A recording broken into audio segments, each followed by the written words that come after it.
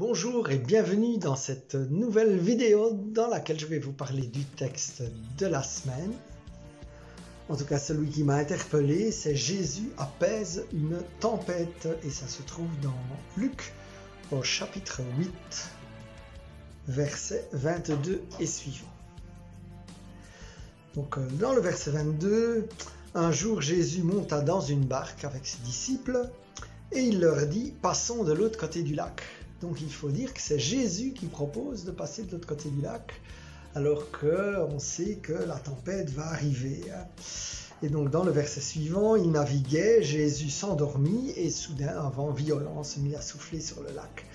La barque se remplissait d'eau et ils étaient en danger. Les disciples s'approchèrent alors de Jésus et le réveillèrent en criant « Maître, Maître, on va mourir !» Jésus réveillé menaça le vent, les vagues qui s'apaisèrent. Il y eut alors un grand calme et Jésus demanda à ses disciples « Où est votre foi ?» Et donc, un ou deux versets plus loin, en fait, c'est intéressant aussi de voir où est-ce que Jésus allait. Eh bien, Jésus, il va au verset 26. Ils abordèrent le territoire des Géraséniens qui étaient de l'autre côté du lac. Et Jésus vit un homme qui venait à sa rencontre, un homme possédé par des esprits mauvais. Il habitait dans le cimetière et donc on attachait ses mains, enfin l'évangile raconte, on attachait ses mains parce qu'il se blessait, etc. Et Jésus ordonna à l'esprit mauvais de sortir de lui. Et en fait c'était une multitude d'esprits mauvais et que Jésus alors envoie dans un troupeau de porcs et que tous ces esprits et les porcs se noient. Ce qui est intéressant de voir, me semble-t-il, dans cet extrait, eh bien, c'est plusieurs choses. C'est d'abord que Jésus nous a menés dans la barque, quelque part. Il a mené les apôtres dans sa barque. Et puis, je veux dire, il avait un but puisqu'il voulait aller de l'autre côté, en fait, guérir cet homme possédé. Évidemment, l'ennemi savait aussi où je voulais aller Jésus. Alors, l'ennemi a soufflé une bonne petite tempête, comme ça. Jésus aura un peu plus difficile pour arriver. Et parfois dans nos vies, lorsqu'il va se passer quelque chose, eh bien, l'ennemi souffle une bonne petite tempête pour nous arrêter, pour nous empêcher de continuer.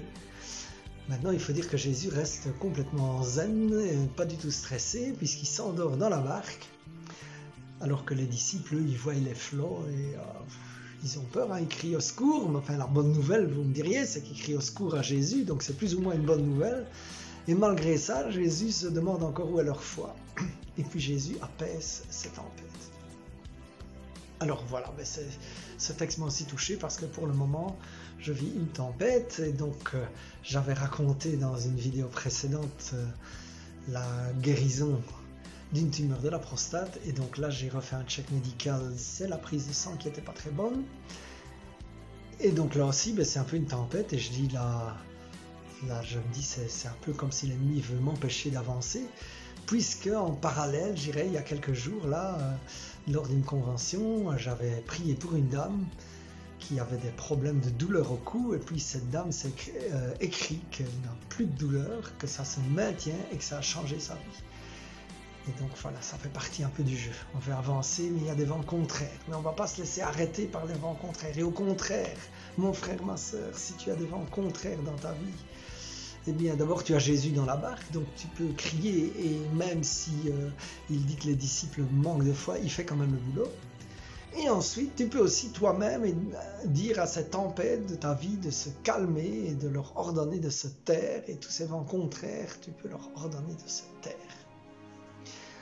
Alors déjà, Seigneur, je te loue et je te bénis pour mon frère, pour ma sœur, et que même si elle traverse ou il traverse des vents contraires, eh bien tu es dans sa barque. Et là j'allais dire, il vaut mieux avoir Jésus dans sa barque, même avec une mer déchaînée, que ne pas avoir Jésus dans sa barque et avoir un trou à la place, même si la mer est d'huile. Et c'est un peu l'expérience de notre famille. Lorsque j'étais jeune, nous étions pauvres et c'était un peu comme si nous avions un trou dans la barque. Nous étions fort, je dirais, oui, méprisés, rejetés, etc. Et donc, avec les autres enfants.